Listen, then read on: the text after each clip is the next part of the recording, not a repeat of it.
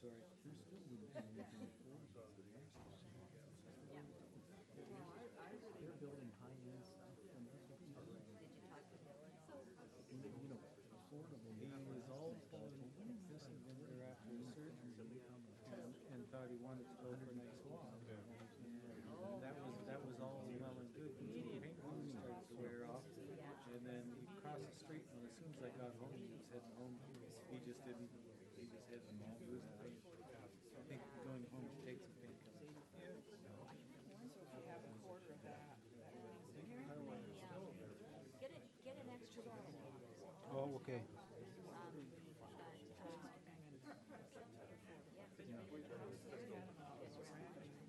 I was a kid, it was 10,000. He was going in a one. It's now about 330. Made sure we went out and had a cool lunch first.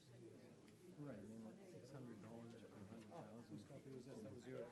Thank you very much. Appreciate it. No, this is the revised. $2,000 increase. Oh, you can do it. Yeah. And they've done that. But he said, Somehow they kept that officer. Yeah. I just got a job offer to come out. Calling all of us back after 25 years. but next did he just get local news? It doesn't, no, it was local, it doesn't matter. It's still Just because you get the new. Yeah. I work now, it used to be every province is now one, and it's in Saskatoon. And I work is in Canada, and I was in Lethbridge, She's our what? for all the care. She's the one that bounced from community, Lethbridge, it was very appealing to me. I didn't put down the house last time, so she was back here. Not many people have come out. They just said, University campus. They've got a new bus there. But I'm thinking of it because do I really want to do that? I like Saskatoon, it's a great city. Well, I like mine because it's shiny. It's the same size. You got one? It's the same size as from tomorrow. Twice the size. Chairs, chairs for the allowed to put one there. Stick one there still. There's no sense hiding those chairs. They have the television.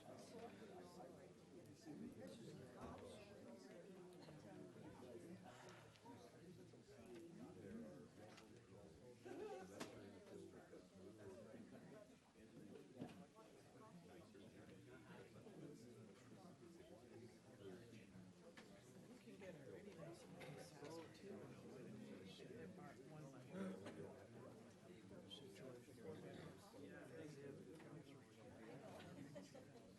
bought one I have been thinking about it before they asked me. He hasn't come back. Who is this? Oh, just here. See what goes on. She just came from a physiotherapist. Working on her shoulder. Diana. Yeah.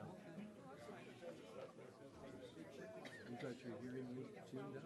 I'll better see if I can turn it up more. You're all set. Yeah, I'm good. No? Okay, excellent. Excellent, buddy.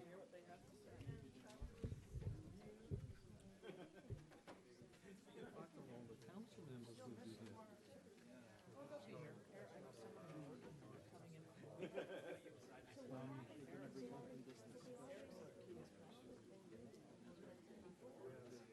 So yeah, where are they all? Oh, council members.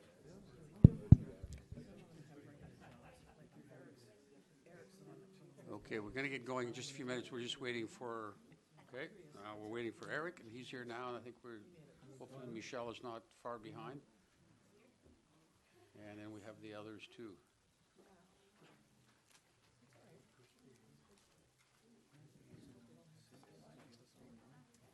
Generally, if they do this, it's a fairly good hold, but I thought it was a council meeting. I don't know. Expecting more people to come.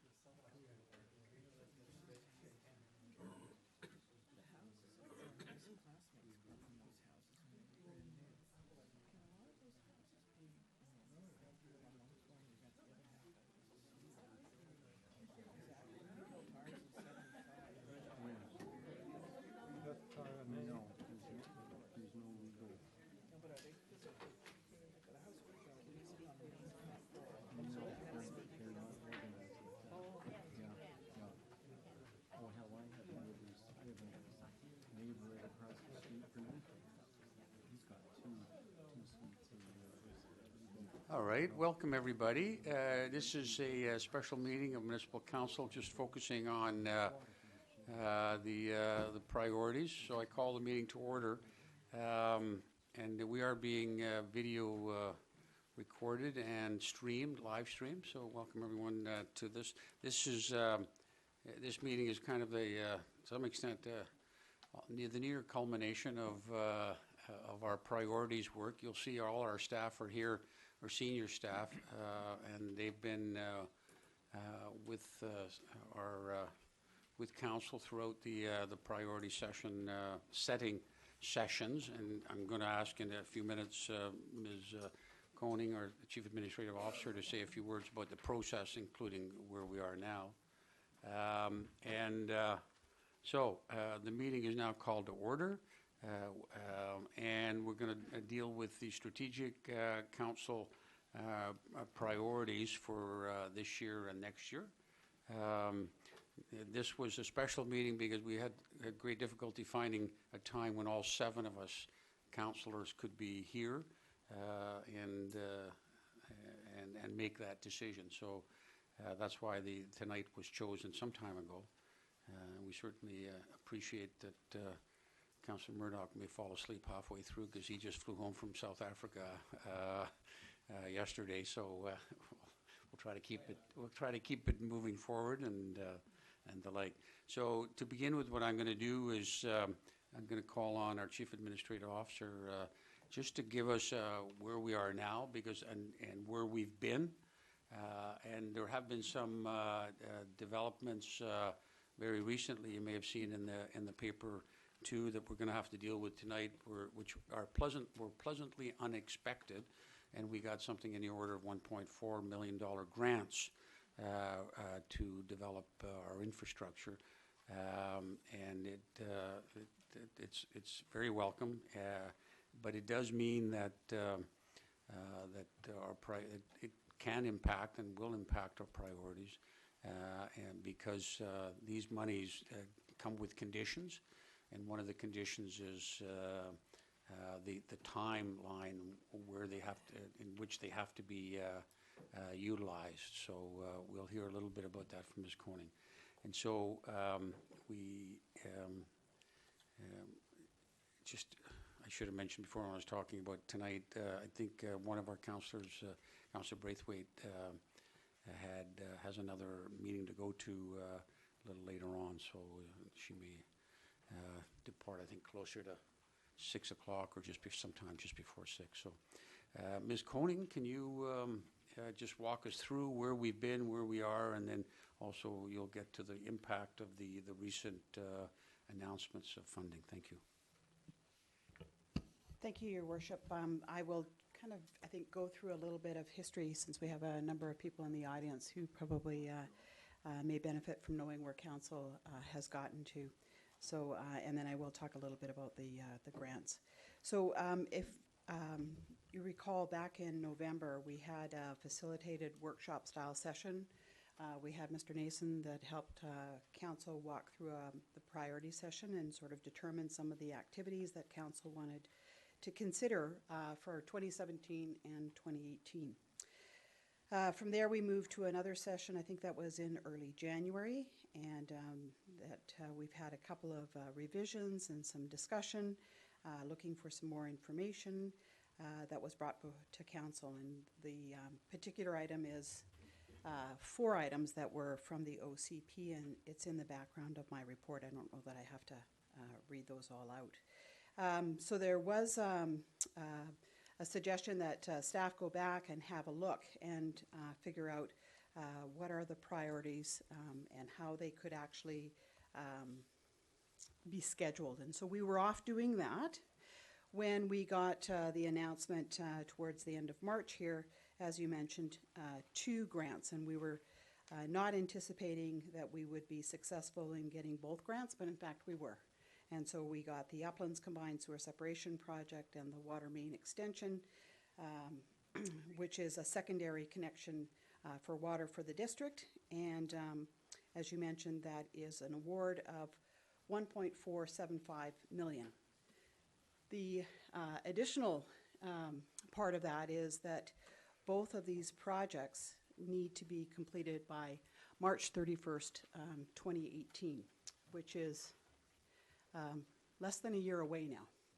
And in fact, I was informed by our Director of Finance that we've already received our first installment of finances. So I think both the federal and the provincial government are anxious to get on with both of those projects.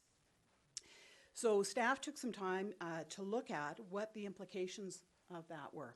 And I think as we've had a history here during the last 3.5 years that I've been here, that the staff is somewhat lean, and we do a lot of cross-departmental.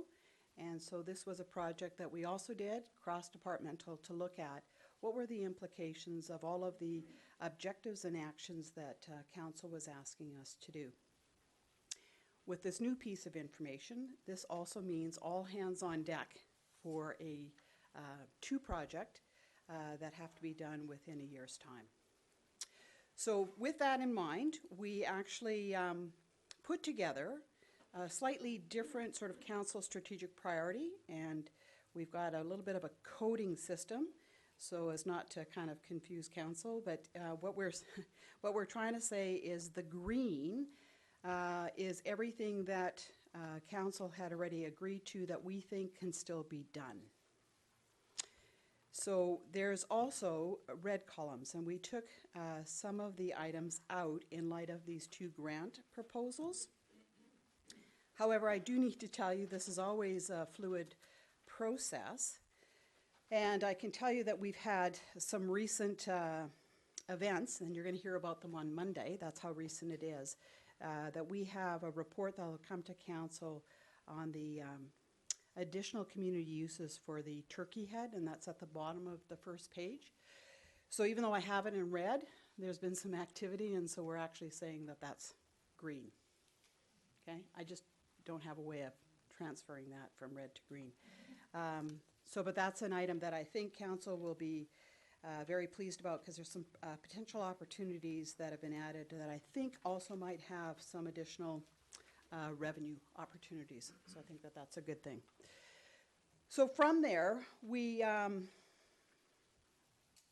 like I said, color-coded, and then we had the final piece, which is the outstanding items that you had asked, I think it was around the OCP and some of their items, and so we have put those basically on hold. But council has yet to make your decision of whether or not you want us to proceed with that. But we haven't done any further work on that other than to say during the estimates, if these are issues that council wants to continue on, we will need some added resources and support. I don't have all of those in front of me in terms of costs. That will happen during the estimate process. Let me just make sure that I've covered everything off. One of the things that I wanted to point out, and we've had these ongoing discussions, and it's about the interrelatedness of these projects. It's important, I think, for council and the public to understand that we have departments that lead these projects, but it's not limited just to that department. There's an awful lot of crossover. So even when I say the grant funding opportunities that have come, people may think that that is just public works or just in engineering, and it's not. Actually, there's an awful lot of overlay.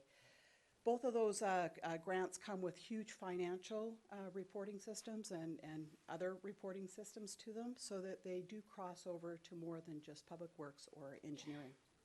The other thing we also took into consideration, and we heard this, I think, with some of our other processes, is these projects that may require public consultation, that we consider them in terms of that we weren't exhausting the public in terms of consultation. We've heard this before. We've had a number of activities, and that some people feel that it's hard for them to decide which ones they're going to go to because we've had overlaps. They've been held on same evenings, or they've come right after each other. And so we wanted to consider so that we weren't fatiguing in terms of public consultation, because we know that that has become something that's very important, I think, for this council and for staff. So I think that gives you a bit of a round out. Okay. And we have your report in front of us, which has also been online. So what we're going to do now is we're just going to see if, excuse me, council has any questions for staff. either from Ms. Koning or any of the senior staff that are here. For instance, you'd mentioned that there's a lot of financial reporting, so Ms. Carter is here, our Director of Financial Services, as an example. If there's any questions in terms of the expected workload or how that's going to play out in terms of this expenditure and reporting of the $1.4 million dollars. So let's see if council has questions of staff, and following which then what I'm going to do is going to ask that we receive some of the correspondence we do have, and then invite the public to come forward and address us. All right, so Councillor Braithwaite, please. Thanks so very much, and thanks for your report, Ms. Koning. I just wanted to ensure that this doesn't get lost in the mix, and that is that with the $1.4 million that we are receiving in grants, that actually equates to, as you say in your report, approximately 7% in taxes for residential property owners. So that's based on 1% of tax being approximately $200,000 to $220,000. So by receiving these monies and using them for these particular projects, that then saves a 7% increase in residential taxes for our residents. 7%, yeah, right? Yeah, no, Yeah. you're absolutely right. I didn't highlight that. That's actually part of the good news story. And that's actually the contribution for the municipality is equal to about 17%. And in both of those cases, we actually have money set aside in reserve. So we're in good financial position that way. And just on that, if I can just expand a little bit, I just read a whole report that came from the Federation of Canadian Municipalities out on Monday afternoon. Some members of council may have seen that as well, just about what's coming down the pike federally in terms of funding. And we took the next step to apply for another grant that will be coming before council in the next little bit for your approval. But it's related to the next stage of the Upland Sewer Separation Project. But we also looked at, there's a number of funding opportunities around water and wastewater. And I spoke with our Director of Engineering actually earlier this morning, talking about if there's opportunities for lining of pipes, that kind of thing, because there's about 5 years out of other federal funding opportunities that we think that we should probably start getting ready for. Thank you. And then just one follow-up. I just wanted to say thank you for moving the Turkey Head bylaw review back to green instead of red, because that was one of my questions that I was going to try and argue for, so I don't have to now, so thank you. And I just wanted to interject before I go to Councillor Croft, because there were some percentages being thrown around here. Just don't want people to get shocked. And this 17% is not a 17% rise in taxes. The 17% is what we contribute to these two projects. So essentially, we're getting a lot of monies for grants. We do have to ourselves contribute this 17%. But you can see we lever an incredible amount of money from the federal and the provincial governments by just expending the 17%. So and the 7% that was being referred to by Councillor Braithwaite is the approximate increase we would have had to put on the taxes in order to get the 1.4 million. So essentially, it really is a huge benefit to our community to receive these two grants, and in areas where it's essential to our continuing renewal and replacement of our infrastructure. Councillor Croft, please.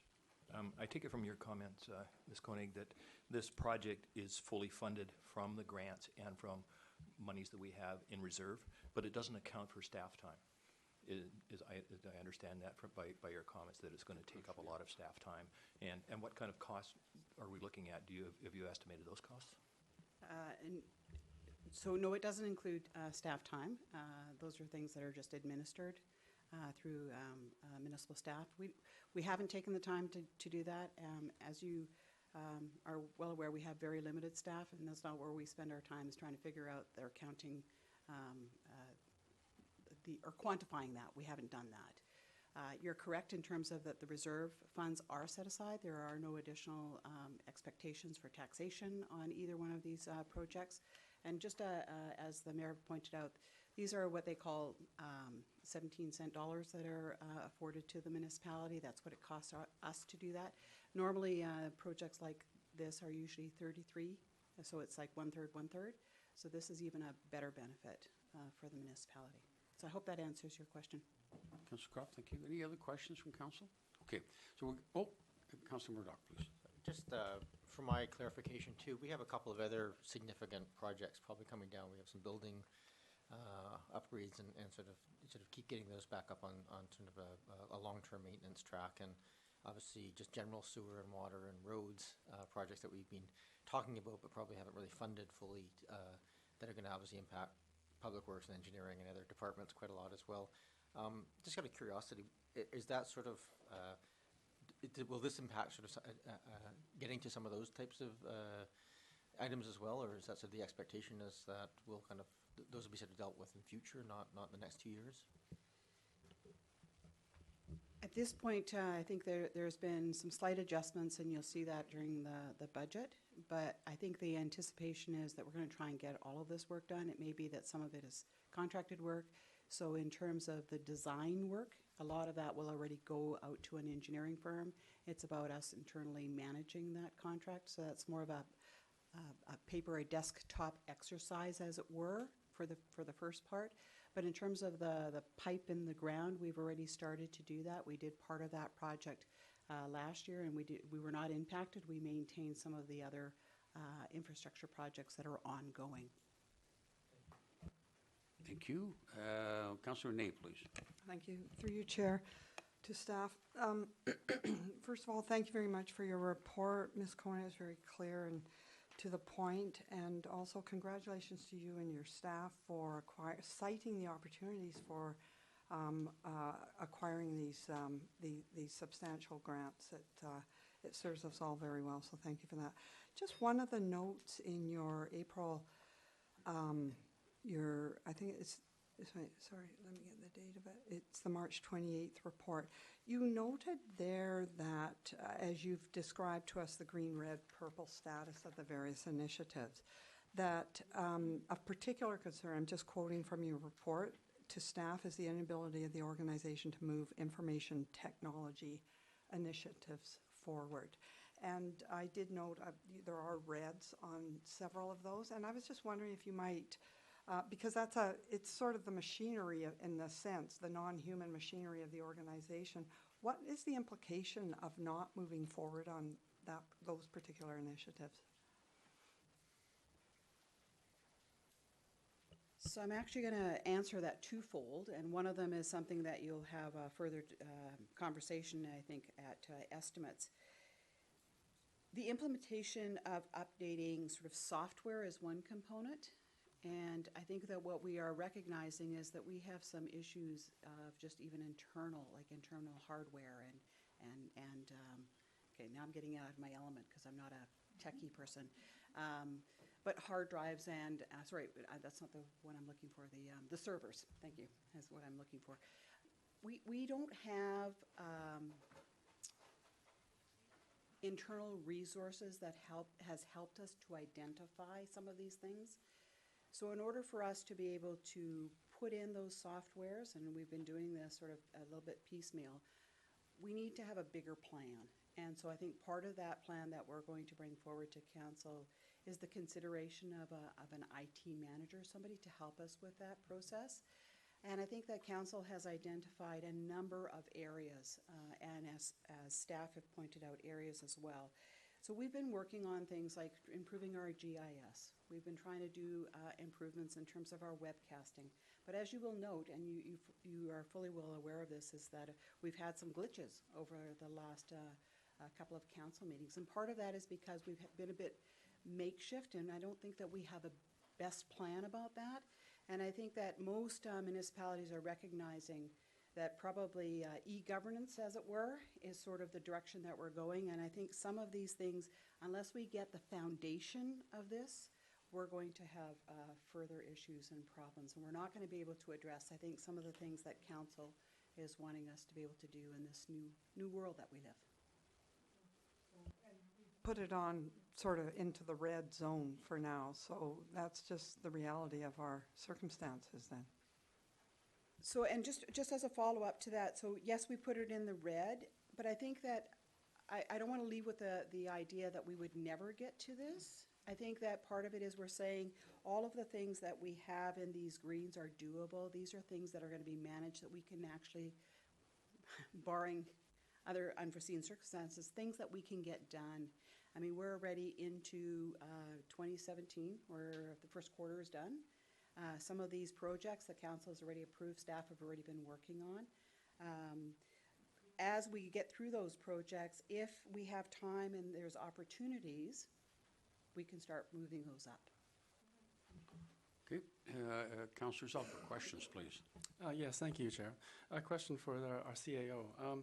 I appreciate the report, fabulous report, very well written, and you use the phrase achievable work program, and I appreciate you trying to lay this out in such a way that with the limited number of hands that we have, and trying to be, of course, respectful of any possible tax increases, that you seem to be laying out, with the green, the red, and the purple. It sounds like the green would be essentially itemized first, and then the red gets done essentially catch as catch can, as opportunities come available. And then the purple, it looks like you're recommending that we proceed, again, possibly catch as catch can on those two items, and with the other ones kind of like being deferred for a decision later. Is that essentially what the essence of the recommendation ends up effectively being? Yeah, it could be that. I mean, this is council's priorities. I'm at least laying something out for you in terms of, I think it's more the emphasis of the green is doable, and that probably is the place to start. We also have, if you recall, a protocol that council approved, because there may be new things coming down the pike, or changes in decisions, or changes in direction that council may want to consider. So I think then it's about, do you want to look at any one of these and add them? There are costs probably associated with that, and you need to just know what the status is of some of these other projects. If you've already committed something and we're almost near the end of something, do you want to just pull the plug on that, as it were? Or do you want to add some additional resources? So that's a council decision in terms of what would be coming next. We would probably make a recommendation saying to you, we finished, because you'll get quarterly reports, we finished these items, we have this amount of time, where would you like us to focus attention? Follow up, if I may. Making reference to Councillor Murdoch's comments earlier on with respect to the normal work plan, in terms of the amount of resources we generally expend on the normal road work, the normal curb cuts, the normal pipe laying, or whatever we do at a normal basis. What percentage of normal work of the total, is it something like 80%-ish, and then we're dealing with respect to this work is about 20%-ish? Just in terms of the total of that $22 million that we have to play with in terms of our budget total, what percentage gets applied to this that then we maybe have a slight influence over? Thank you. And again, that's a difficult question, because we've used some sort of general rules. I think we started with an 80-20, and we've moved to a 90-10. I would tell you that we're probably in 100-0. It's a difficult thing. I know that people would like us to be able to quantify that. So I think we've been using sort of the general terms of 90-10. But that shifts, and part of that is, I will use building and planning as a good example. We've had a report, I think, back to council about, we have maybe 40 development permits or applications in front of us at any given time, and that was back in November. We're at 50 now, so that's a 20% increase. We don't have 20% more staff. We're just absorbing that, and probably the time frame in which we can get those tends to be a bit longer. All right, so I'm going to turn to the staff now. Oh, yes, go ahead, Councillor Kirby. I was just waiting my turn. Thank you. I just had questions about the estimates that are provided in the project description and estimated costs in your March 28th memo or report. And just, I'm wondering if those are those ballpark figures are something that we can negotiate on at estimates? Are we accepting that each of these items are going to be eventually this cost, or is this something that we can negotiate with staff on about how this is implemented and maybe reduce the impact? Or is that those are firm kind of estimates? It's in the March 17th. Sorry, didn't say that. I said the 28th, didn't I? I was looking at the 28th and I said that. Didn't mean that. Sorry, in the March 17th report, to totally redirect you. Yeah, you've got, you know, some very large sums, it seems to me, for several of the items, and I'm wondering if that's negotiable, or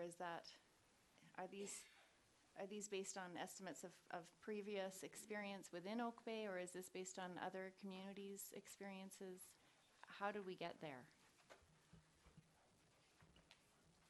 So, Councillor Kirby, you had thrown me for a loop because I was looking for estimates in my March 28th report, because yes, I've looked here. So, are these negotiable? Certainly they're negotiable, but I think they're negotiable in terms of what it is that you want to get done. And so I think that staff, again, I mean, we're limited in terms of our resources, so we're trying to give you our best guesstimate. And we've looked at some of the other projects we've done. So when we're looking at some of the public engagement, and public engagement has a certain cost attached to it. We've had some legal reviews, so we have an idea of what those things will cost. But I think it's about what's the scope of the project that you need to consider, and the length of time of which that would be done. So those are negotiable, so you have to consider that in terms of that. But in terms of how else we would do it, I think, I think these are pretty accurate estimates for council to consider.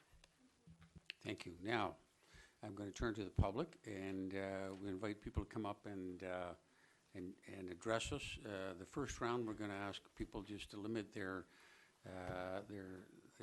presentations to 3 minutes. And when you come forward, there's a form on the podium there that we'd ask you to put your name and your home community. Then once I say welcome, I'll start at 3 minutes, and then there'll be a second round for people who want to speak again, either address new issues or continue their first one for another 3 minutes.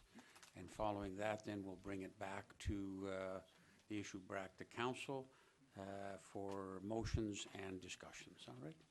So I welcome the first person, but I haven't said the word welcome. I did said the word welcome, but not the welcome that starts the 3 minutes. I see my name is the first one here, so I might as well speak. I didn't know about the purple, and the reason I'm wearing this purple sweater is because I wish to speak to the purple items on your agenda. Welcome. Thank you. I'm Peter de Groot. I live on Redwood Avenue. I'm also president of the North Oak Bay Community Association, NOPCA for short, which covers over 600 houses. Covers over between Lansdowne and the university, and we're bounded on the east side by the Uplands Golf Course and on the west side by the Saanich boundary. The NOPCA, short for North Oak Bay Community Association, the NOPCA executive requests, before council makes final decisions about densification which will impact the property owners of North Oak Bay, that these decisions be preceded by meaningful consultation with our unique Oak Bay community. We believe that any form of densification, be it through legalizing secondary suites, the building of duplexes or townhouses in our currently single residential zoned community, will fundamentally change the character and quality of life of our community. And we request, therefore, that the views of North Oak Bay property owners be obtained and respected. In support of our request for prior meaningful consultation with our community, I wish to quote from a Halifax Regional Municipality Residential and Commercial Growth Plan, which points out that the most effective way to ensure that a duly adopted plan is followed is to ensure that the public is thoroughly consulted during its creation. Hence our request that you instruct Oak Bay staff or consultants to engage in a very specific and thorough community engagement plan. We would submit that this should also include a community self-survey, which NOPCA is willing to conduct and which will ask North Oak Bay property owners for their opinions about the legalization of secondary suites and duplexes in North Oak Bay. Lastly, NOPCA requests that Council consider appointing one of its members to serve as a liaison with our community. Also, we believe that there is a need for a guiding policy in the to-be-determined Oak Bay densification plan that will provide direction for establishing where and to what extent densification within Oak Bay should occur. Yeah, that's it for now. Thank you. Thank you very much. Next speaker, please.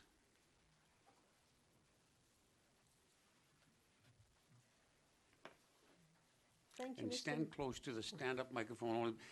Otherwise, we can hear you here, but otherwise the people who are listening at home or will be looking at the tape later on, they won't be able to catch what you have to say. So the closer you can get, the better. All right. Perfect. Thank you. Thank you, Mr. Mayor. And your name?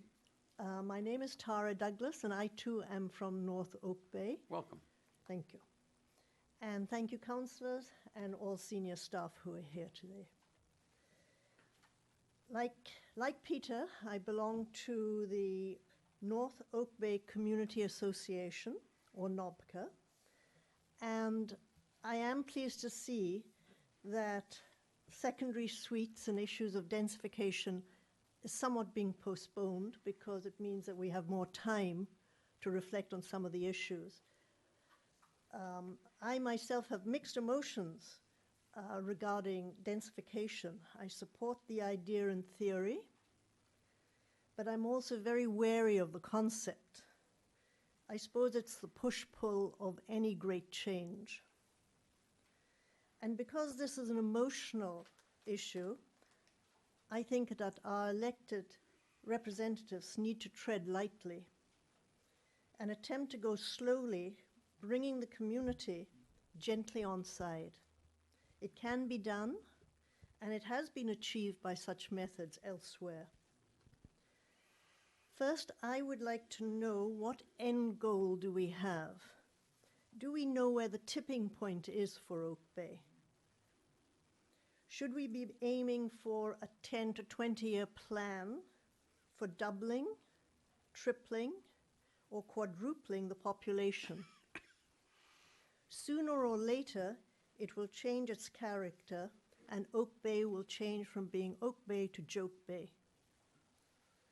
We need to set clear targets and clear steps on how to achieve these numbers, or whatever numbers we select. If the goal is to double the population, I think the most logical way is to start with legalizing secondary suites. This would enable the municipality to properly plan for the hidden number of residents lurking in the shadows, and it would show that we as a community respect not only our homeowners, but also our renters.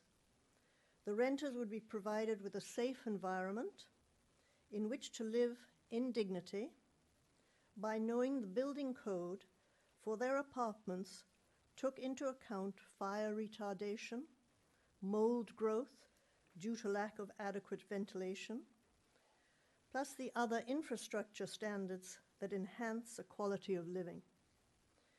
There are other examples out there, such as the city of White Rock, that we could possibly learn from. As a community, let us show the leadership, compassion, and respect for all our residents. Thank you. Thank you very much, Ms. Douglas. Thank you. Next speaker, please.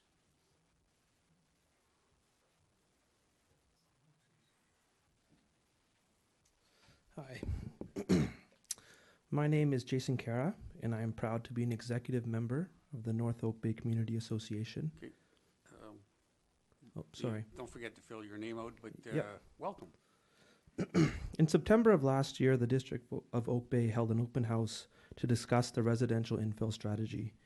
At this open house, it was my understanding that the main goals of the infill strategy was to allow existing residents to downsize and to age in place in their current neighborhoods, as well as providing affordable housing for new, younger families to join the community. My concern is that in the Henderson and North Oak Bay area specifically, the residential infill strategy will not achieve these goals. Please allow me to explain. The Henderson and North Oak Bay area is very unique in that it is the only area in Oak Bay bordered by two post-secondary institutions, Camosun College to the south and University of Victoria to the north. Due to our unique location and proximity to these schools, there has always been a strong demand for student housing in the area. My concern is that an infill strategy in this area will lead to aggressive densification along Henderson Road and the connecting side streets. Investors and developers may look at it as an opportunity to build lower quality duplexes and multifamily residents with the sole intention of renting them out to students. The student housing strategy may prove more profitable for them in the long run. This would negatively affect the area as it has the power to significantly transform neighborhood character. Many of the residents in our area are the original homeowners from the 1950s and 60s. They take pride in their homes and neighborhood. Mixing these current residents with a younger, transient student population may prove difficult.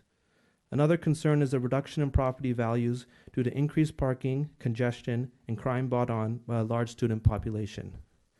Residents on the side streets of Henderson are vigilant as parking has always been a concern. The Henderson corridor is single lane each way, and densification in this area may exacerbate the problem.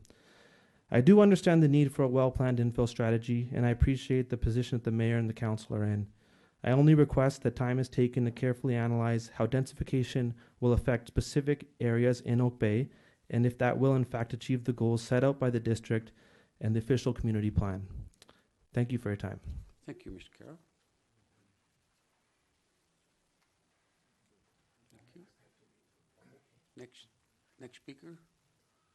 Your Honor, respected councillors, Name?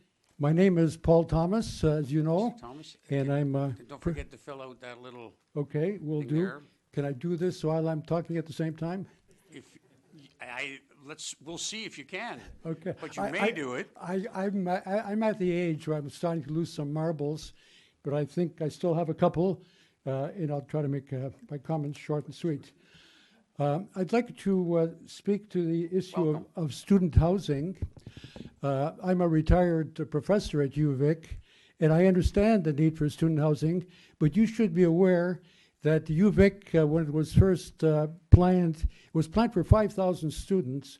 Now they have 20,000, but UVic intends to downsize. A lot of people don't know that. Now, I'm not saying that this is official policy, but there are strong factions at UVic that want to downsize. They want to make it a graduate campus. They want to offload the undergraduate programs to the colleges of BC, okay? For a number of reasons. It's easier to obtain research funding that way. They have a way that they can create satellite campuses. There's a lot of land north of UVic.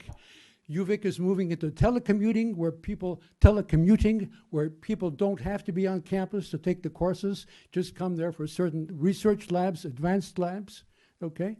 So I think that developers who are seeing this as a captive market for student housing should be aware, because this is an illusion that may soon shatter.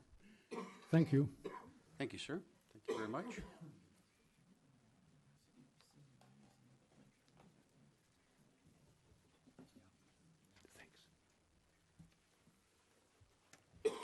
Hello there.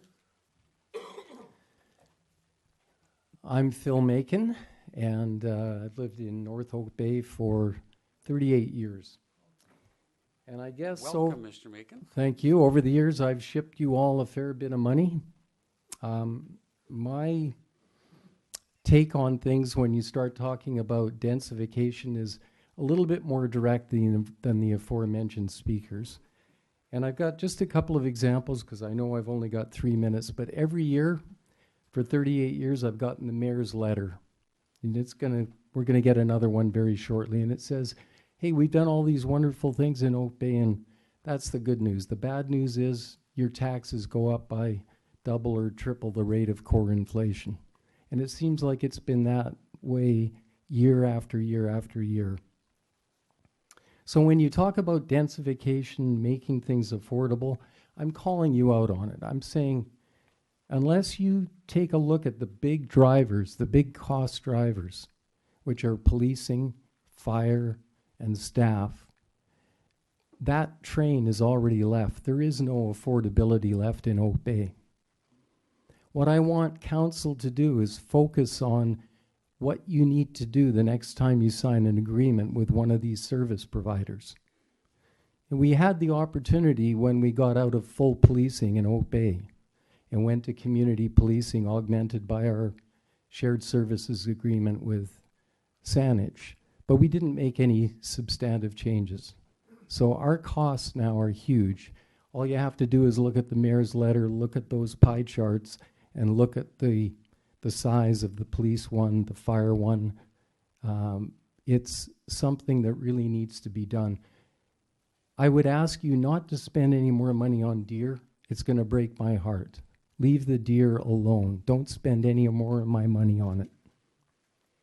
Now, the only last thing to say is on March 29th, there was a terrific letter by a very nice lady, Sandy Menzies. It was published in the Oak Bay Star and the Oak Bay News, I should say. And she talked about her situation. She spent $8,000 she gave to Oak Bay. She needed some water work done. That work was done successfully. She believed that there were 7 people sent out on the job. 4 were actually doing anything according to her. And she then had to wait 50 days to get her $5,000 back, her contingency fund. That was because she was told there was staff vacations. Now, my experience dovetails very well with Sandy. And again, I would urge you to read the letter carefully. There's a lot of real meaning in the letter. I would urge Oak Bay Council, don't come looking into my neighborhood for densification until you take a look at the big cost drivers. I know you need the money. Do that first. Thank you. Thank you, Mr. Macon.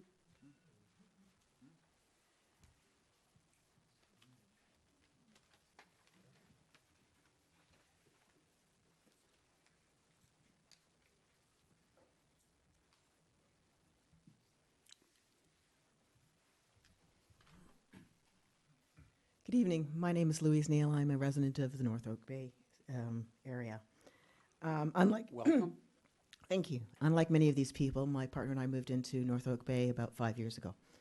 We moved there because of the nature of the neighborhood. We moved there because it is a quiet residential neighborhood full of single-family homes where residential secondary suites are not allowed. The park-like lots are something we truly enjoy. The nature we truly enjoy. Like some of the other residents in that area, there is a second generation of people who have come back to that neighborhood, who are raised in that neighborhood, who are raising their families now in that neighborhood. And that's why they're there, is because of the nature of that neighborhood and the way it is and the way it has been established. And we love that part of it. We don't want that to change. The ramifications of changing a neighborhood and densifying it are not just to the environmental areas. It's an environmentally sensitive area. It borders the Bowker Creek watershed all the way along. So anything that needs to be done or wants to be done to that area should be taken into account, all the environmental impacts that are going to happen to that area. And the environmental impacts downstream to this beloved Bowker Creek, who we have so many projects going right now to make sure we preserve it. And yet at the head of that creek, we are looking at increasing the density of the community. And I think that's a dangerous place to go without proper environmental studies being done. With that also, if you're going to talk about densifying a neighborhood, you're talking about the tearing down, which we are already experiencing, of houses in that neighborhood and replacing them with larger houses, basement suites included. We live on the side of a hill full of rock. And on that bedrock now, those houses are built around that bedrock. They're built, the surfaces of the houses encompass the bedrock and they're built around it. Now we are experiencing situations where they are removing that bedrock. They're doing also that without environmental studies, without environmental impact on how, and studies that tell us what is going to actually happen to the water that goes downstream from there, to the environment itself and to our communities. Not to mention the noise and all the disruption to the peaceful enjoyment of our community in the process of doing that. So before you approve any densification, please consider not only the community the way it is now and how it's loved by the people who actually live there, but the ramifications downstream of what you are deciding. Okay, thank you. Thank you very much, Ms. Neal.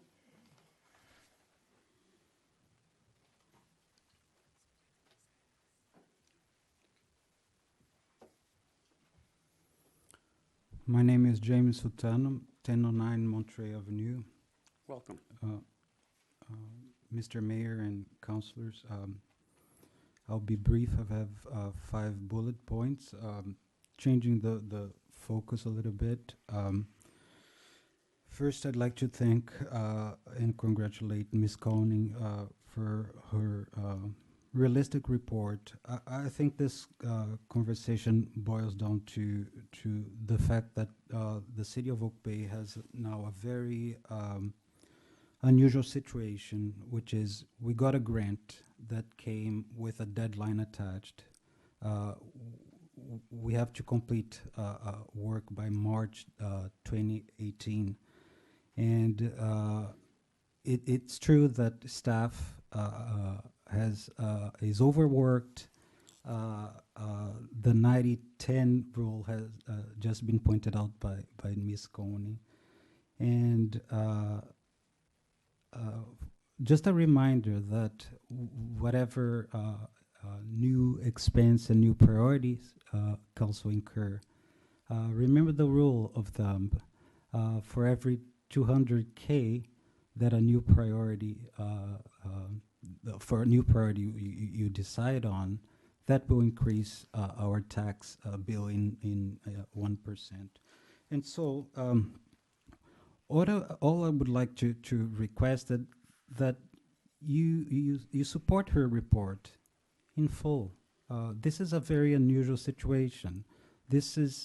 We got a grant, it came attached with money, with a deadline. That's what it boils down to. And by doing that, we have to make sure that we deliver what this grant is asking us to do.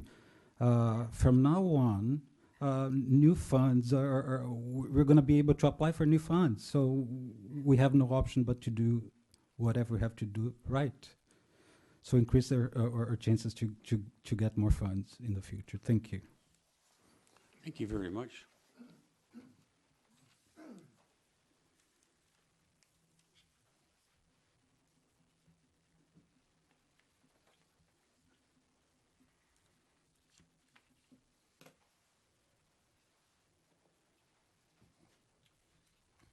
My name is Graham Ross. I live in North Oak Bay. 2 things. One is I have spent most of my life in senior management of technological manufacturing, and I know the principles of making a business work. I'm also a former student of UVic. One of the principles of running a business is to externalize your costs as far as possible. You get the revenue and you try to put the cost onto someone else. And this is a tried and true formula. They teach it to us in business school. And I don't think that North Oak Bay should be the vehicle that allows UVic to externalize its costs by making its students live in our suites. That's all I have to say. Thank you, Mr. Ross.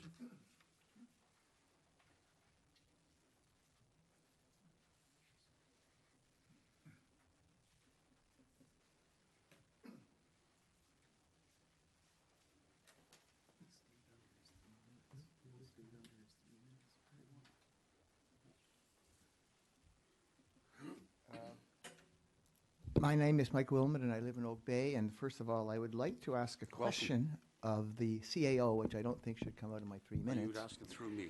Okay, through you, Chair. When it says prepare asset management plan on page 2, it says hire consultants to assist in preparation of asset management plans for district facilities and infrastructure. Okay, are we there? What we'll do, Mr. Wilmot, we'll capture your question, and after you've spoken, then we'll see if Ms. Koenig Okay, can well, address it. the question is quite straightforward. Yes. Is an asset management plan the bricks and mortar, or is it also a financial plan for our infrastructure? If you can answer it, yep. So that is the intent. We're just at the beginning stage. A couple of council meetings ago, we actually brought forward our building asset, our assessment report to council, which is another component of it. So we actually, I think, have all of these various components in terms of pipes, in terms of roads, in terms of building now. And so that's the next step, is to pull that together and to put some financial parameters around that for council's consideration. So this means a financial plan. That's the intent. It's to be a okay. decision-making tool. Thank Okay, you. then I would like, well, okay, I will speak Are you quickly. ready to speak? Yes. Just, I want you to know, Mr. Wilmot, I paused your time, so you're Okay, back on thank your you. 3 minutes. I think a reading of the Opus 2016 Oak Bay Infrastructure Report is quite sobering. Those of you that have read it, I don't think you could think otherwise. In 2012, consultants reported that recommended to council that they spend $1.3 million a year on roads. For the past 5 years, we have spent $300,000 a year on roads.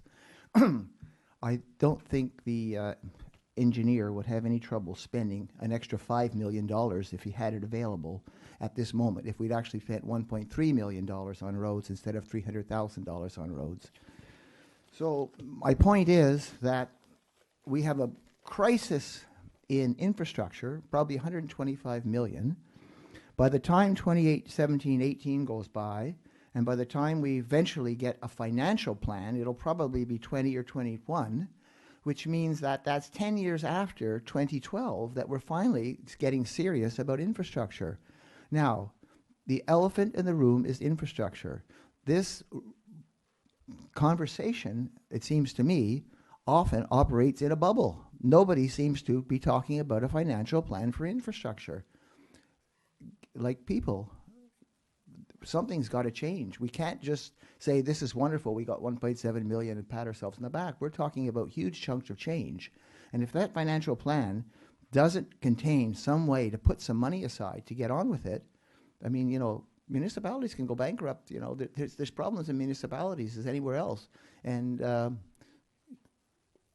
are we living in a bubble, or are we serious about this? And if we're serious, then infrastructure has got to be a lot higher on any priority list. It's got to be the top priority. Thank you. Thank you very much, Mr. Wilmot.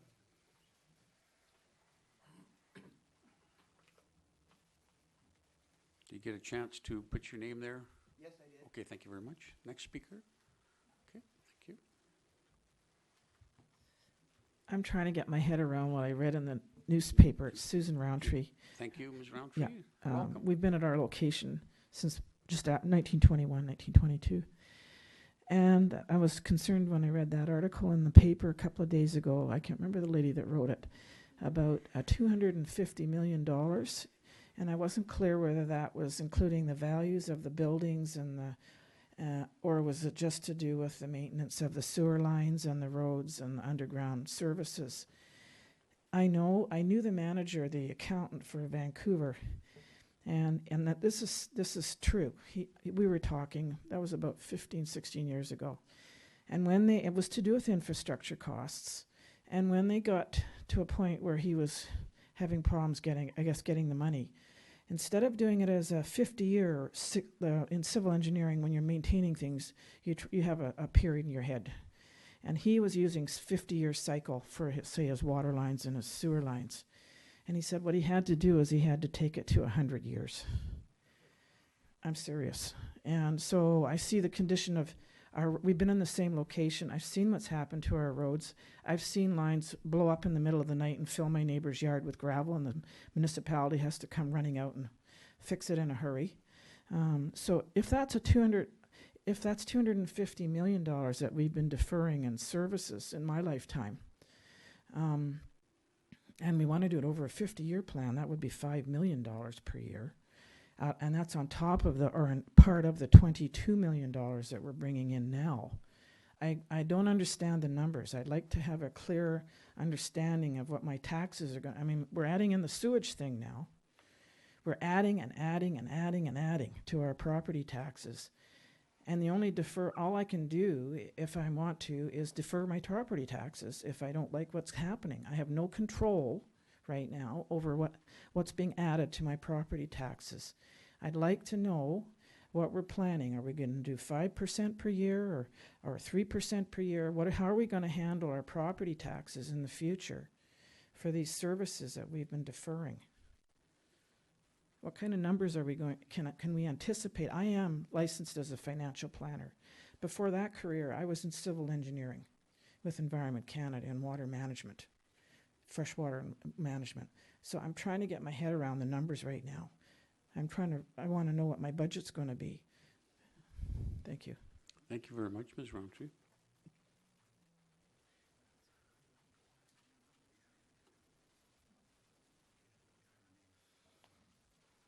Next speaker, please. All right. So it looks like everyone's spoken. Does anyone want to speak for a second time? We're now on round 2. All right. I see no one coming forward. Thank you. So now we're going to bring it back to council. Ms. Koning, if you could just capture the last question put by Ms. Roundtree in terms of that report that came out recently and the stages in dealing with that report, where we are and where we're heading with it. Thank you.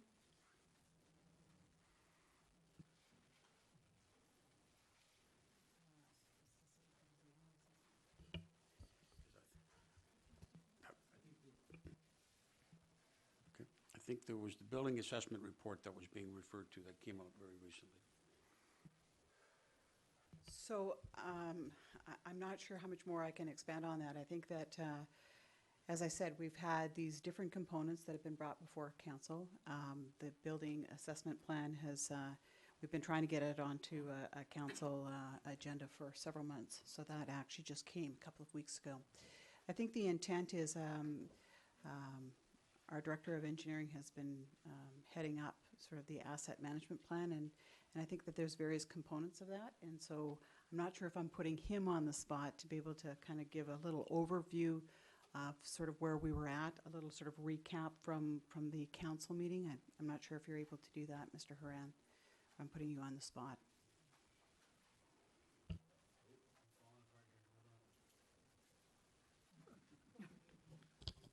I'll just hold it with my hand and then we'll see how we do. So what happened at the council meeting a few weeks back was we brought together all of the number of initiatives that all fall under the asset management umbrella for council to kind of close off what's been in strategic priorities for several years, to try to give the information that we had and then map out a way ahead of where we're going. So what we showed was the OPUS report that was referred to earlier, which talked about assets related to typically the engineering services infrastructure, so transportation, so roads, sidewalks, etc., storm, sanitary, sewer, and water, as well as the other engineering related assets.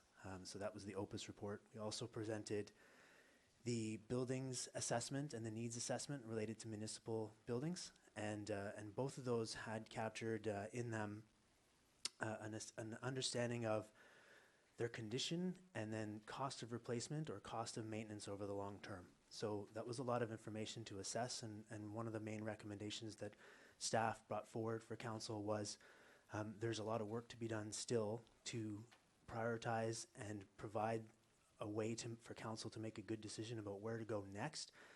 But we were recommending that we bring to estimates some specifics about starting to save a portion so that we can build up reserves to deal with these issues that we understand and are aware of at this point. And sorry, then the last thing to add was, which is in the strategic priorities, was the bit about getting some a consultant to help us put together a way to gather this information together, so in terms of tying the needs with the finances, so that we can make decisions based on risk and our understanding of the condition of the assets that we have. Thank you. I think what's being referred to, correct me if I'm wrong, is the page 2 of our spreadsheet under the strategic direction: develop, maintain, and protect our infrastructure.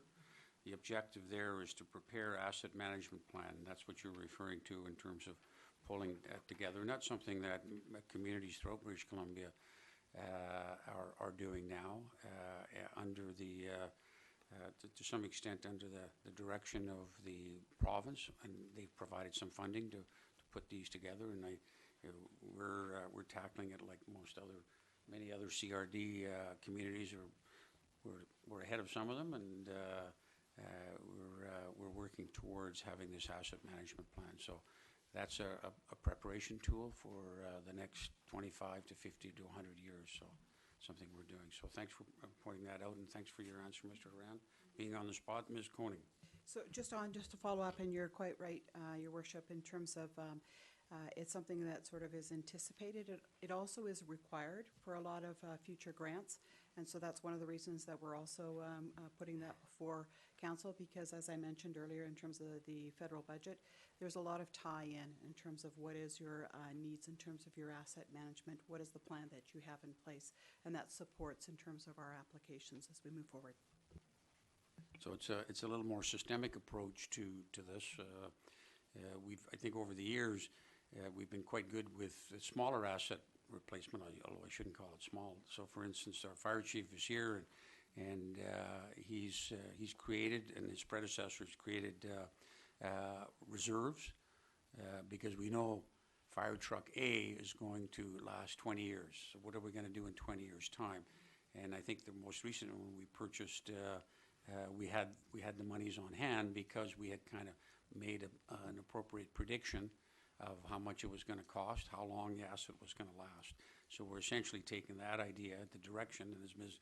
Koning said, this is one way to, it's going to be a kind of a condition precedent to getting a grant in many instances. So we want to be on the right page so we can acquire more grants and apply for those grants. So we've had some experience, but not the wider experience that now we're entering into. So, okay, so. One more question then? Okay, just. Can we get an idea what percentage of the 250 million is in building assets, and what the other percentage is for the roads and the underground pipelines and all the maintenance that goes into that?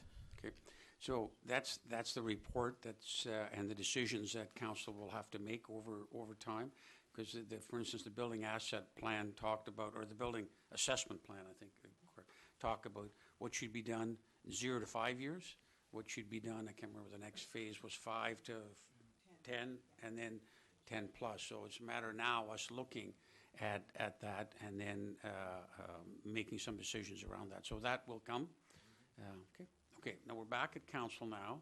Now we need to decide on these priorities. We've had, as Ms. Koning pointed out, we've had 2 sessions with Mr. Nason and our senior staff.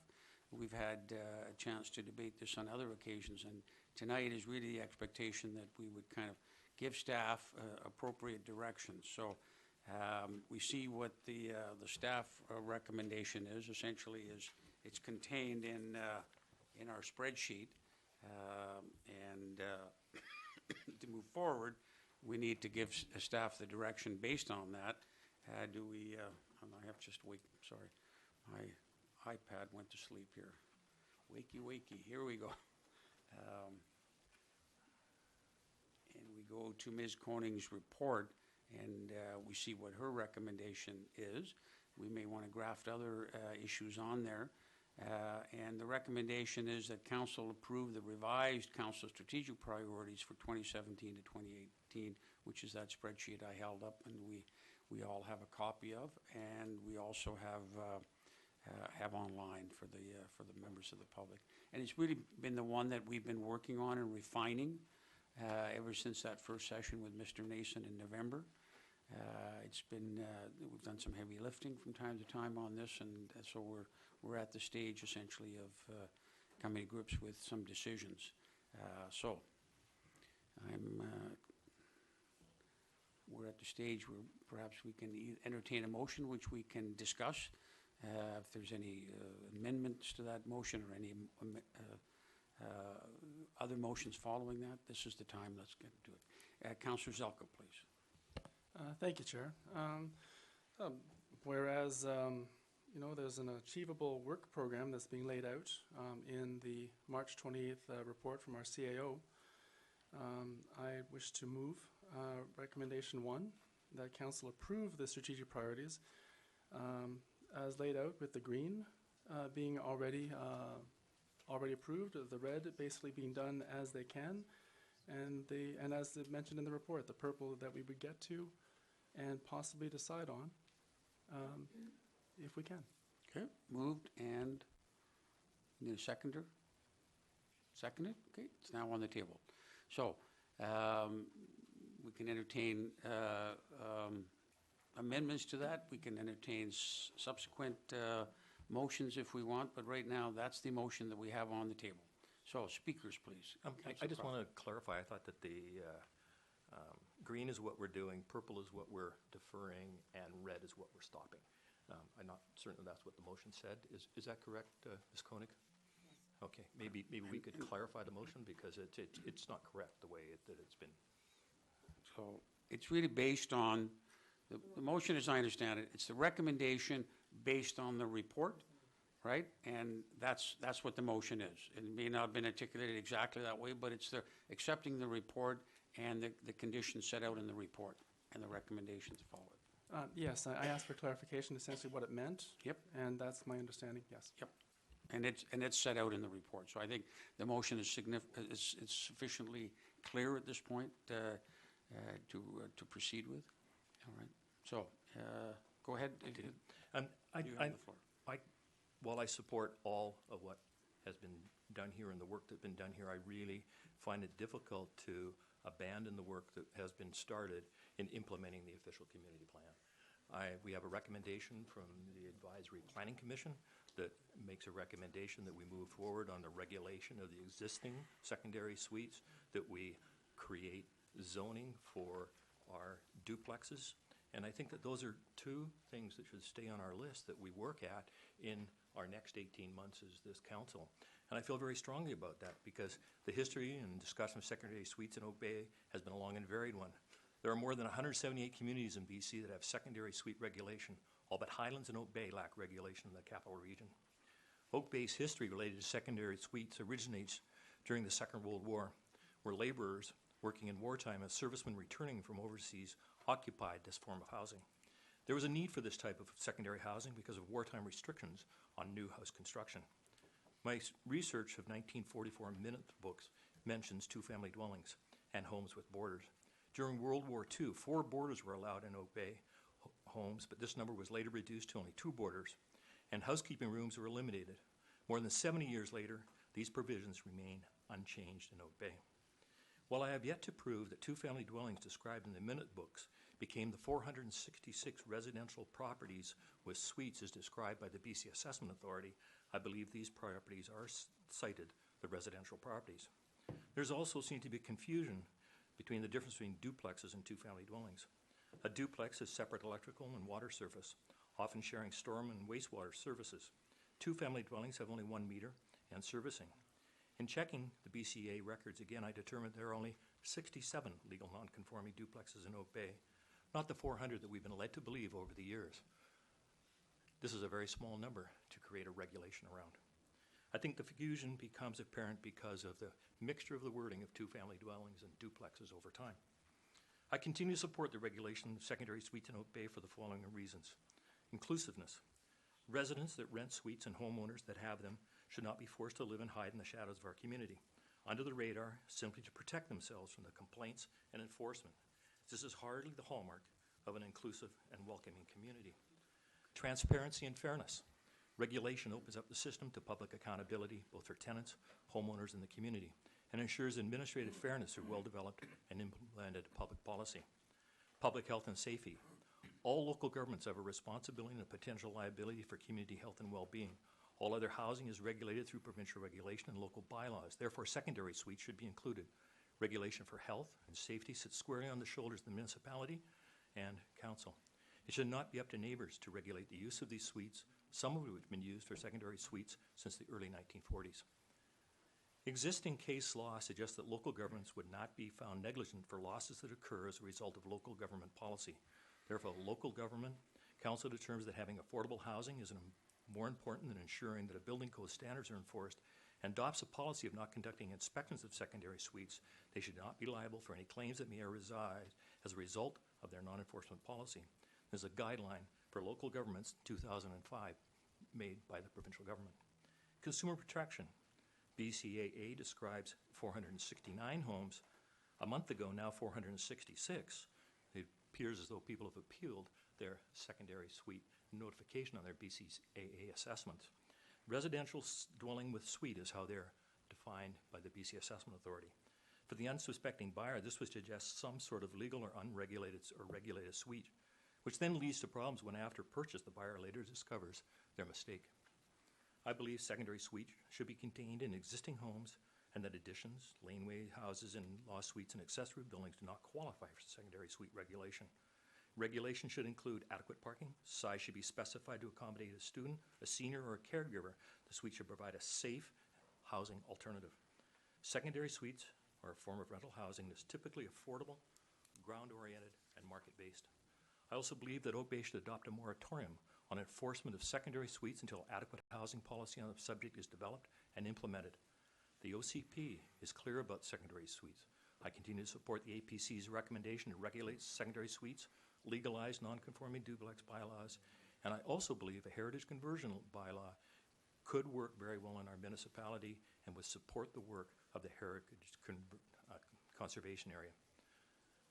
My reasoning is that the term, and I don't support a housing strategy at this time.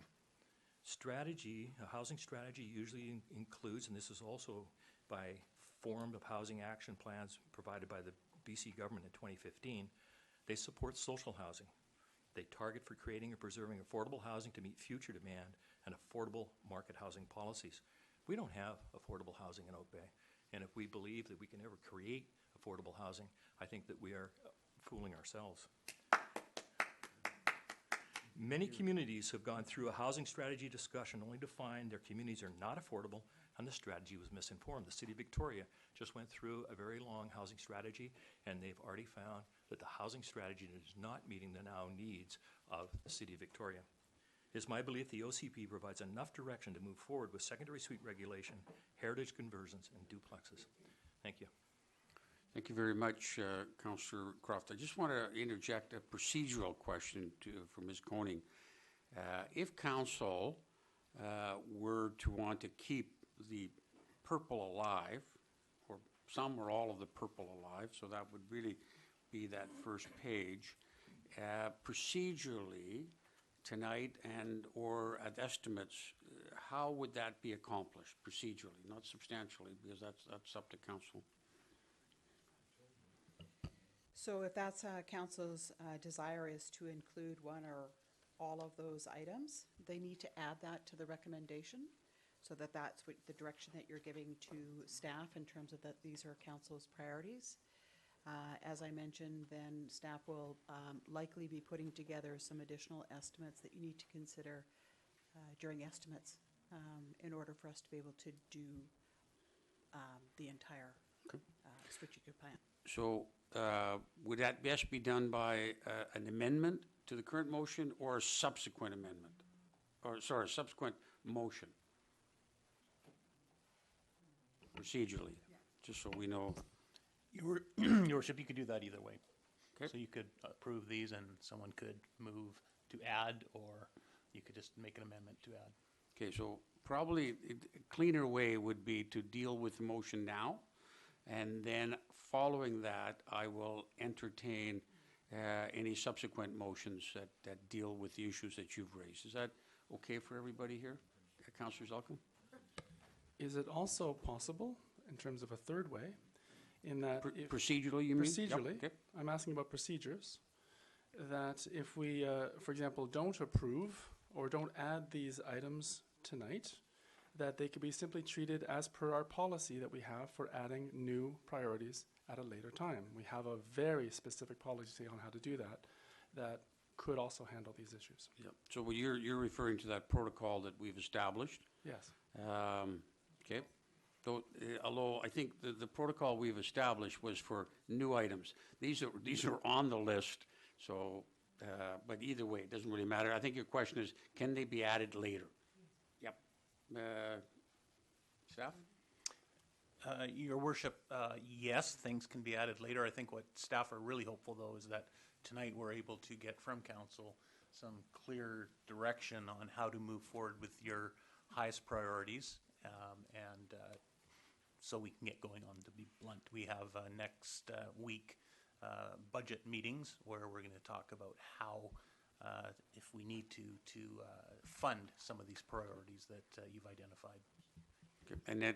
And that's critical, because none of these priorities can be done without money, right? So we'll need to, if we want to do something this year, needs to be in the budget this year. So putting it off, let's say, till May would mean that would probably be 2018.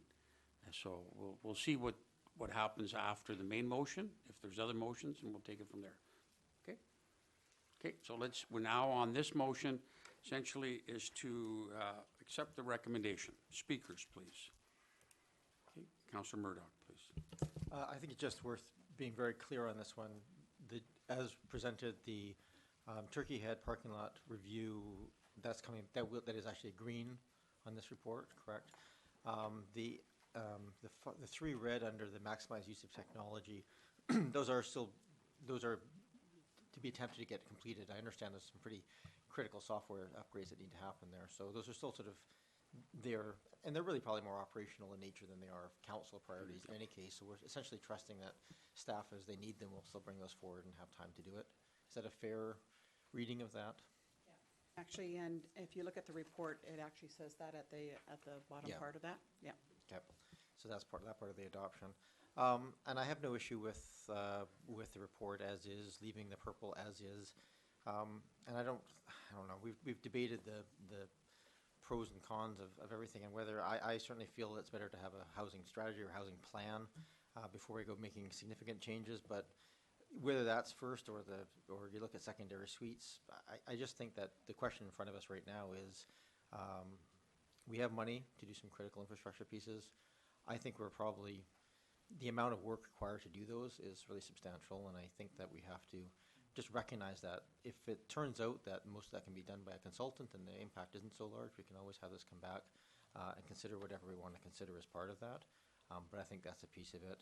And not wanting to step on Councillor Nay's thing, I think I would probably prefer, I'll make this a separate motion, I think, or maybe not, but the complete design options for this cenotaph piece, I'm just considering that would be primarily on Public Works and Engineering as an implementation piece, even with the grant.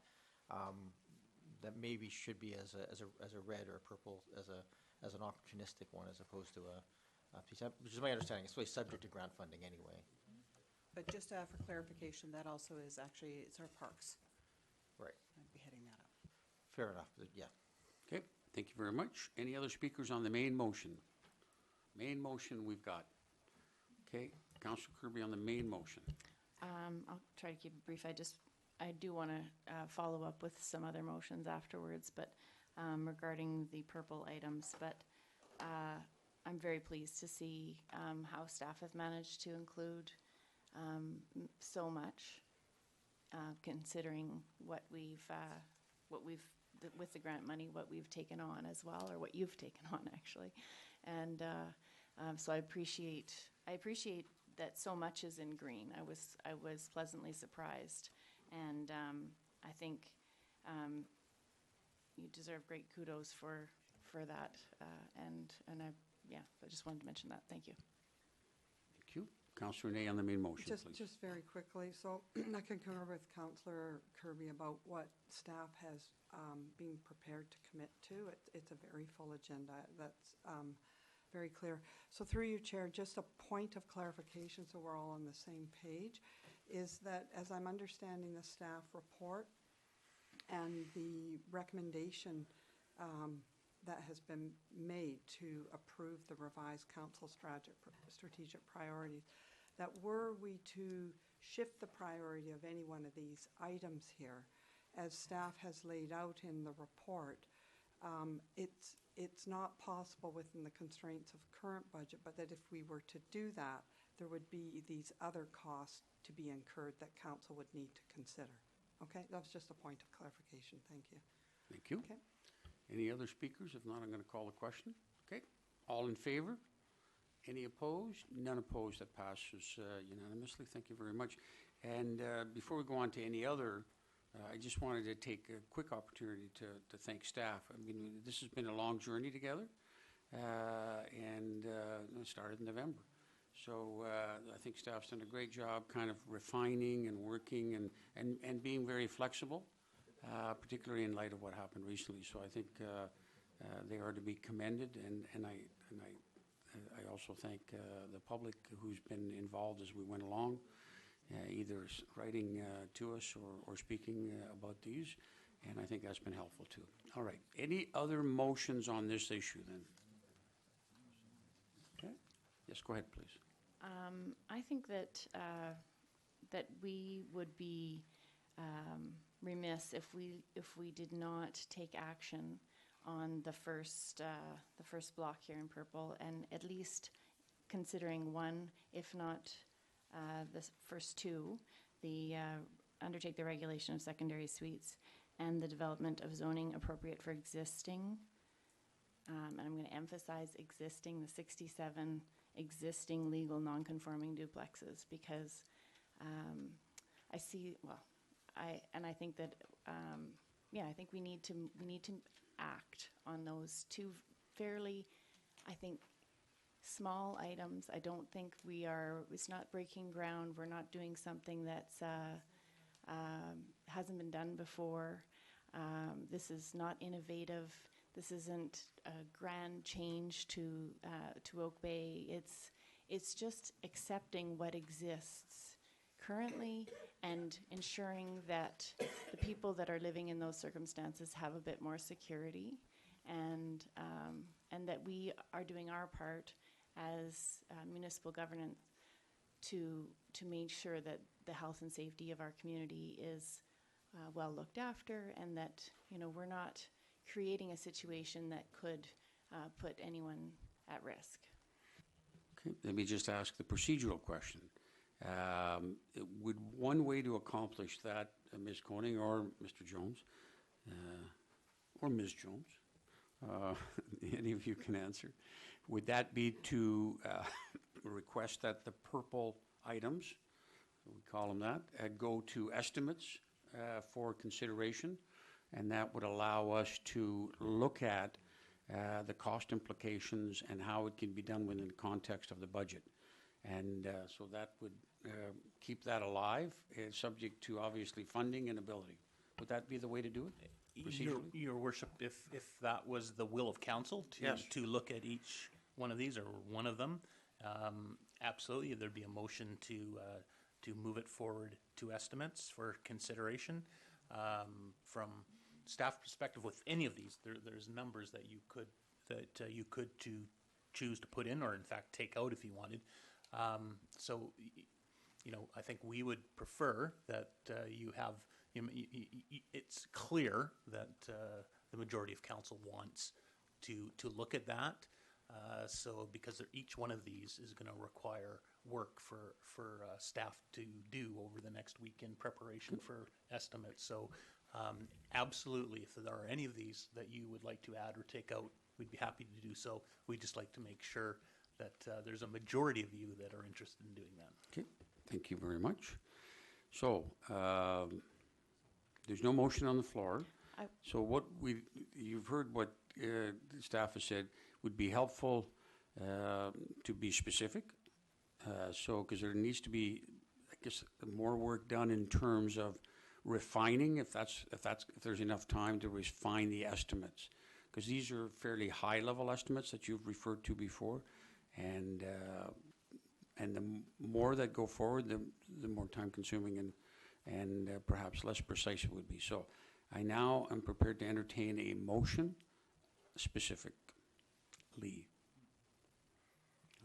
I would move that we instruct staff to consider in this order the undertaking of the development of zoning appropriate for existing legal non-conforming duplexes because of the small number of them, and secondly, undertake the regulation of secondary suites. All right. So Second. That's specific, and so that really is the first. All right. Thank you. Number purple 1 and purple 2. Right? Correct? Okay. You just need that on the record. So push the button. Correct, yes. Yes, thank you. Number 1 and number 2 in purple under implementation of official community plan. Perfect. Okay, so we just need to be all on the same page. All right, now let's speak. Let's have speakers on that, please. You made, and it's been seconded? Seconded, thank you. You made the motion, you would have the floor if you wanted to start, but you've already said. I think I've said what I need to say. Okay, that's good. Any other speakers then? Yes, Councillor Kirby? I would just motivate by saying that I don't see, I see these two items as I mentioned, as not a grand change to Oak Bay. This is regulating what exists currently in Oak Bay to ensure the health and safety of our community and provide security of housing for those that are already living in existing legal non-conforming duplexes or who rent secondary suites. Okay. Any other speakers? Councillor Zelkin and Councillor Ney. Thank you, Chair. I will be voting against the motion. For those of us of a certain age, will know the phrase, to everything there is a season and a time for every purpose under heaven. And I'm very impressed, again, with staff's report and the appropriateness and the right-sizedness of the work plan, achievable work program it's been described as. And I am unhappy with anything that would cause staff to be run off their feet again, from my personal opinion. And so I would definitely not want to support anything that would involve what it appears to be from the estimates we've seen so far. If we do approve this, we'd have to go to budgets and we'd have to ask for, on top of what we already know about in terms of our tax increases with respect to staff increases, we would have to be asking for another 2%, depending on what these estimates roll up to be. Just to fund moving forward with these two additional items. We're talking 2% tax increase on top of what we already know, I would estimate. That could be a low estimate, could be a high estimate. We'll have to wait till the budget time to see what it would actually be. So I'm afraid I cannot support the motion at this time. Thank you. Thank you, Councillor Zelka. Councillor Ney, please. Thank you very much. So my understanding with these two initiatives is that, and I do appreciate your point, Councillor Zelka, about not staff being run off their feet, but my understanding on this is that were this to go through and be considered at estimates, is that we would be approving additional monies so that the substantial portion of this work would be contracted out with obviously there'd be an in-house contract manager, but the bulk of the work would have been done outside of staff by a contractor. I'm going to support this, and my reason is that we all know there's a housing sort of affordability crisis going on in the region and the larger British Columbia area, particularly in the larger urban areas. And in our region, we have this historically low vacancy rate of 0.5 of 1% in the region, and rent costs in this region now are amongst the highest in the country.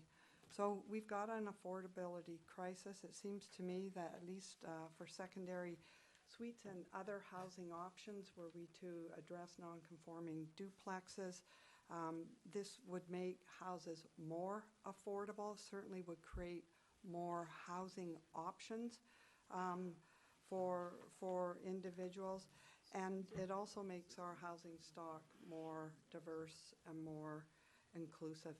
Our staff has advised us in the report that we've already agreed as a community that we will regulate secondary suites, and the issue now is how do we do that? And I'm satisfied here with the money that staff has budgeted, proposed as a budget, that there's adequate money for consultation and engagement of our community so that we can fully understand who is interested in being receptive to, for example, second, if the Henderson community isn't interested in doing that, then an engagement process would expose that. And there's other parts of the community that would be interested in that. So I'm satisfied that if we are able to fully consult and engage with our community, we can develop a secondary suite program that's tailored to the particular needs of our community. So I'm going to support the motion that's on the table. Thank you very much. Councillor Murdoch, please. Thank you, Chair, and through you, I guess I would agree with the sentiment that was expressed by many of the speakers tonight, and that was there was really planning and consultation prior to going through with implementation on items like this are a critical factor. I'm not sure that's what the motion is here. The motion in front of us is to legalize all existing secondary suites. It doesn't add stock to that. It just legalizes the existing one. That is the motion here. It also just deals with going through housing and building and planning to deal with zoning regulations around duplexes. But the duplexes exist currently, are lived in. They're legal non-conforming, and that means they're legally allowed to be duplexes. People live in them. Going through a regulation process is money spent. The big money there is to come up with bylaws around duplexes that would determine where appropriate new duplexes would be built. That's the hard part, and I think much more in line with what we would like to achieve as a community, to look at, what's the lot size, what's the governance around duplexes. I have a hard time seeing in a time where staff are crunched and budgets are tight that we're prioritizing going through regulations around 67 existing duplexes that are duplexes that people living in them right now. I don't see the benefit, frankly, but that's just me. And on the secondary suite piece, I look at it and I think, well, I don't think that that's planning. I think that you're saying that somehow for people who have just gone ahead and have suites, should automatically be grandfathered in without any consideration for location in the community or availability of parking and so forth. I've been pretty clear on the record on this one. I think that we need to get to a regulation of secondary suites. The biggest issue we've had as any community going forward with it is getting people to come forward. The people who have marginal ones, the ones that aren't safe and so forth, just don't come forward. And so we have to find some mechanism where we can incent, carrot and stick, people to come forward, be very clear about what we want. So when people are building houses and want to build suites, that we're clear about what we expect of that in terms of parking and noise abatement and so forth. I don't think any of that's being dealt with here. I think that I also have a problem with the notion that the official community plan is very clear that there's full support for secondary suites. There is the survey said they were supportive in principle as long as many mitigating factors were dealt with. Again, I think we should determine what those should be before we come up with a policy on it. It's not that it shouldn't be done. I think the question here is whether or not it should be done as part of our priorities right now. And I do have concerns that it weighs pretty heavily in terms of staff, what that looks like. But to do that well, again, I think the easiest thing to do that well is to do it as part of a housing, maybe not a strategy, a housing plan, where we look at what's the density of secondary suites that we would expect to have in our community. What would they look like? Is that limited to the number per block, or what the conditions would be around that? But also consider it as part of a broader plan, like where are we looking at increasing density? So if we want to have them, perhaps that is near UVic, or perhaps we have a moratorium on that and try and pressure UVic to build more student housing. There's all kinds of questions that should be answered, and they're much easier to answer as a broad community question than they are looking at them one by one and saying, well, we've got a chance here to just automatically legalize existing regular secondary suites, which exist, which provide affordable rental housing currently.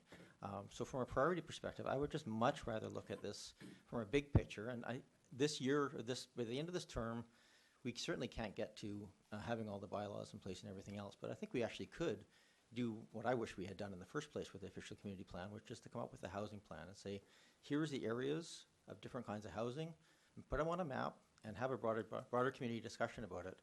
And once you've had that, then everything else kind of falls into place. This doesn't feel like planning. This feels very much like, well, we have a chance to do something, so let's just do it. And I don't think that's the right way forward. So I have a very hard time supporting this motion as it stands. Not with the, again, separating out what the intent of this is, which is to find better housing options and to help people build things. I just, separating that out, the motion here in front of us, is this the priority for this council at this time? And is this the right way of doing it? I have a hard time seeing that it is. Thank you. Thank you.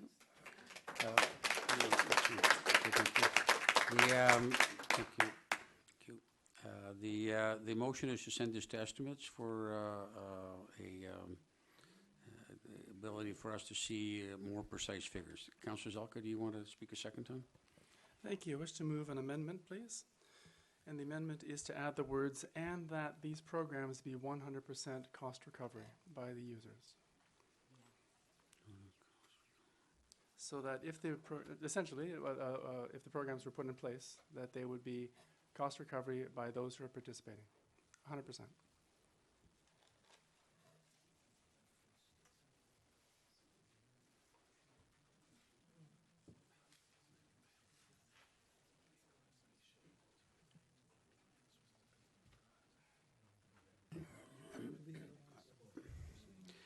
I'm just struggling with whether or not that's an appropriate amendment to the current motion. Staff, does it fit within this, or is it really should be a subject to a separate motion at a separate time? Mr. Jones.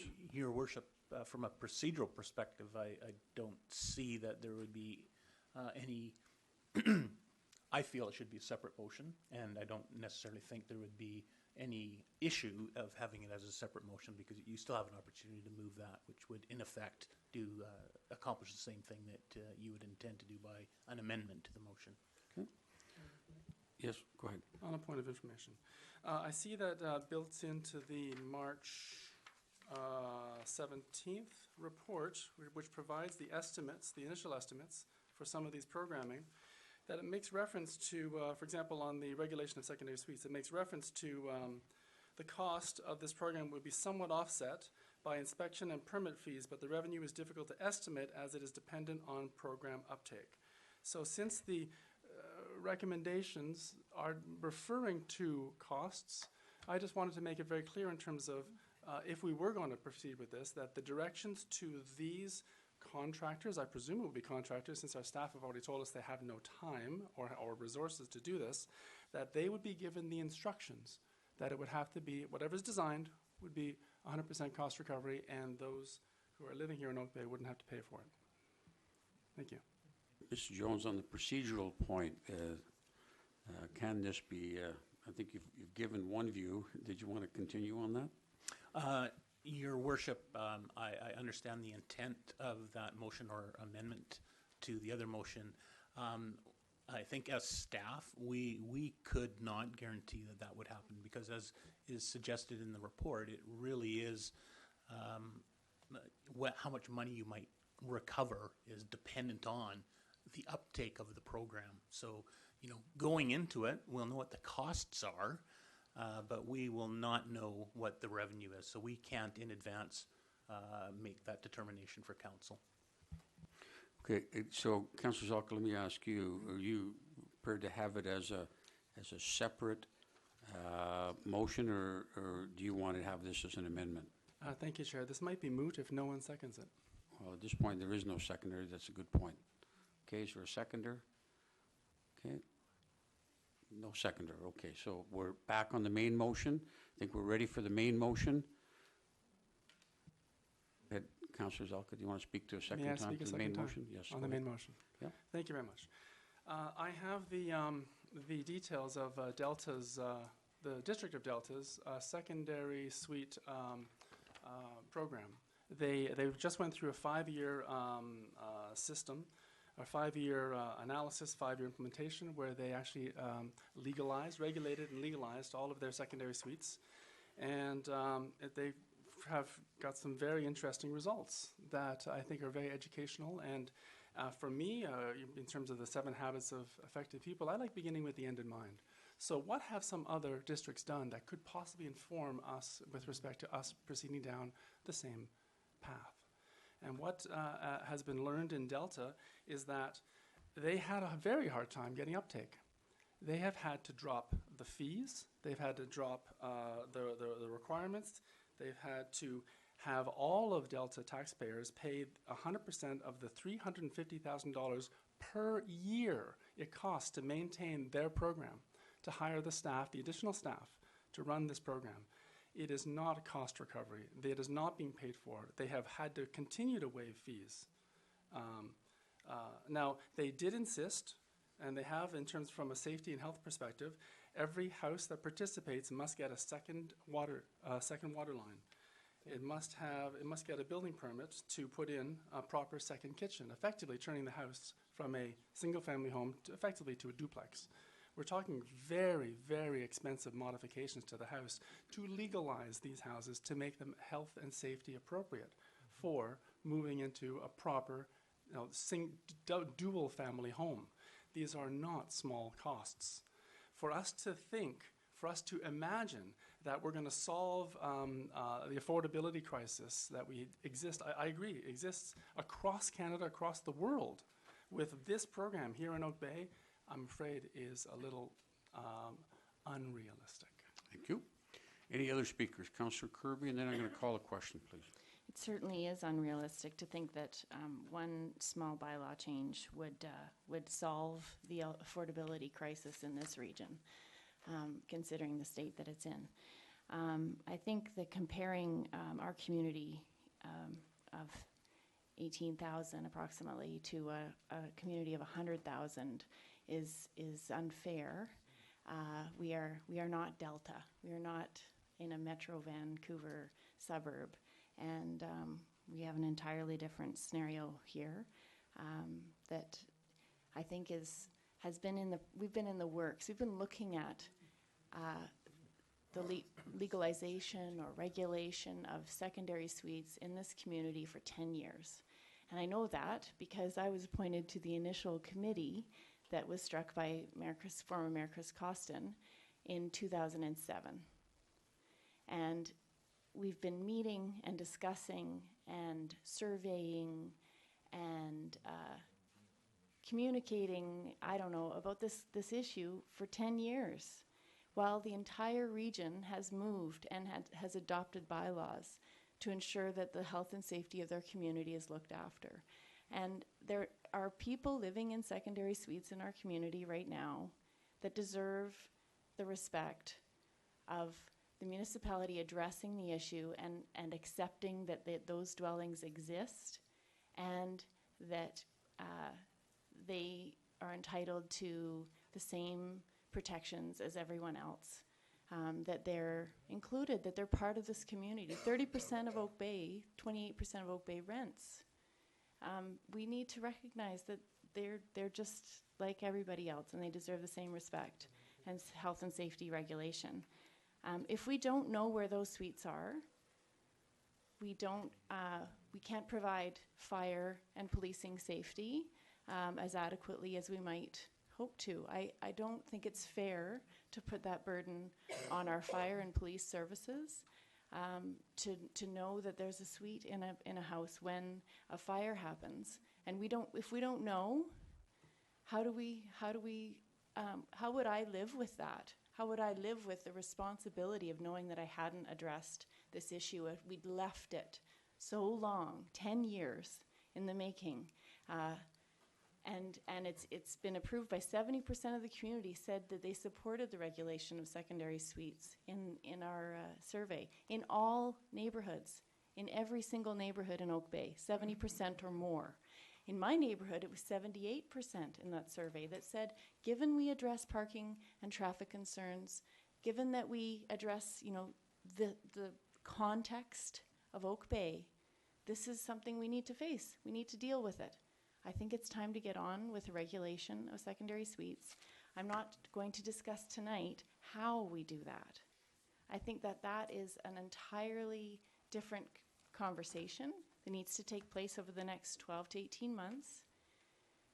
We need to have that conversation as a community, engage everybody, talk about how do you see this implemented, and how does an Oak Bay regulation of secondary suites look like? What does that mean for us? But it's not tonight to discuss how. It's just we have to get on with it. We have to implement the official community plan to proactively support reasoned community growth, and I would argue protect the health and safety of our residents. Thank you very much. I'm going to call a question. All in favor? Opposed? Councillors Murdoch and Zelka opposed. The motion passes. Thank you. The next item is to receive the correspondence, please. Move for receipt. Second. Seconded. Discussion. All in favor? Opposed? None opposed? And finally, to a motion to adjourn. Second. Moved and seconded. Discussion.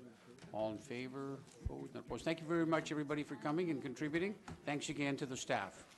Take care. Well done, Peter.